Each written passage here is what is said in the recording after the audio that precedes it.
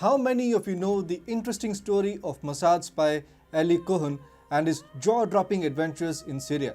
This is the story of an Israeli secret agent eventually becoming the chief advisor to the defense minister of Syria, the country which was at war with Israel in the mid-1960s. Israel was literally controlling its enemies, and that became evident when Israel single-handedly defeated a coalition of Arab states in the Six-Day War of 1967. But today, we're going to talk about a former spy who also happens to be the top leader of the Russian Federation, Vladimirovich Putin. I will tell you how Putin, the former KGB spy, is now controlling the biggest anti-Russian alliance on the planet, the North Atlantic Treaty Organization, or NATO. Yes, Putin is controlling NATO through Germany, and Russia has already won the first round of battle currently underway over Ukraine. Hi and welcome. You're watching TFI Global, the foreign affairs and geopolitical analysis arm of the TFI Media Group. I'm your host Piyush, and in this video I will explain how Putin won the first Russia versus NATO fight with absolute dominance. Let's begin.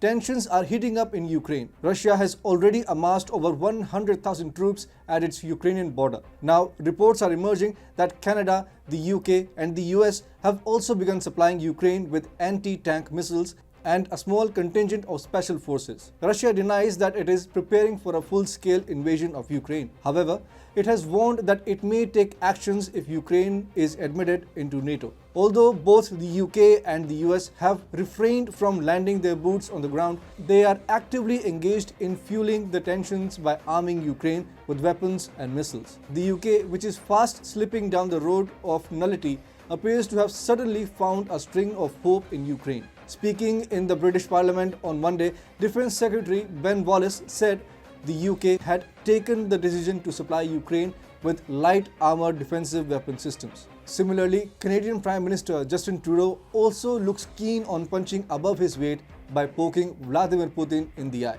Global News reported that Ottawa had dispatched special forces operators to Ukraine. The report came as Canadian Foreign Minister Melanie Joly met Ukrainian Prime Minister Denis Shamgal in Kyiv on Monday. Meanwhile, the US is also incessantly shoving the Russian invasion theory down the throats of unwilling Ukrainians, who have already borne the brunt of the Russian invasion in 2014 by losing Crimea to the Russian Federation. All these developments give us the impression that NATO is already on its toes as far as Russian aggression against Ukraine is concerned. However, the reality is exact opposite. Apart from Canada, the UK and the US, no other NATO country seems willing to brave Russia. European nations appear to have taken a pragmatic way of dealing with the issue. Apparently, all nations having skin in the game are refraining from overstepping Vladimir Putin's red line over Ukraine. You see, Europe is vehemently dependent on the gas supplies from Moscow to keep itself alive and kicking. In its bid to remind Europe of Russia having a switch to its energy supplies, Russia has already throttled gas supplies to a level that has caused massive inflation in various markets, including Germany and France. Securing energy supplies from Moscow is the top foreign priority in Berlin, and that's why it is impeding NATO's efforts to shore up defenses in Ukraine. For instance, Ukraine last month had accused Berlin of blocking NATO defense supplies to Kyiv.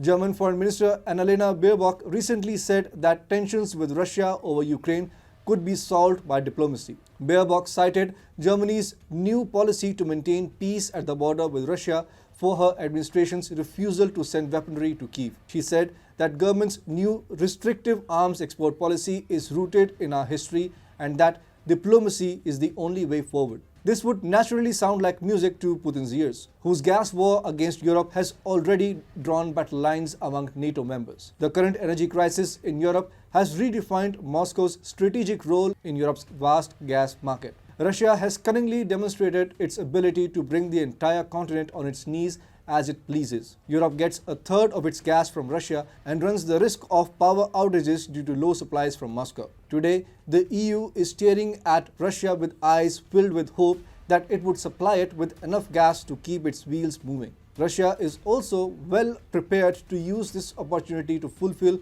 its geopolitical ambitions. For instance, Russia is now pressuring Germany to approve Nord Stream pipeline project that would help the EU stave off its energy crisis. Make no mistake, Nord 2 project is vital for Russian commercial as well as political interests. While the project will render Europe exorbitantly reliant on Russian gas supplies, it will also act as a powerful geopolitical tool for the Kremlin. As the Nord Stream 2 gas pipeline project still awaits approval from Germany, Russian gas exports to Europe solely rely on the gas infrastructure developed by Ukraine. Not just that, Ukraine also gets to earn around 1 billion euros per year in transit costs for logistics support. But as soon as the Nord Stream 2 gas project gets online, Ukraine will lose this tremendous leverage over Moscow. All in all, Europe's current energy crisis has effectively nurtured NATO's defense capabilities. Europe's over-reliance on Russia has severely hampered its ability to defend Ukraine in any event of war. Simply put, Russia now controls the EU,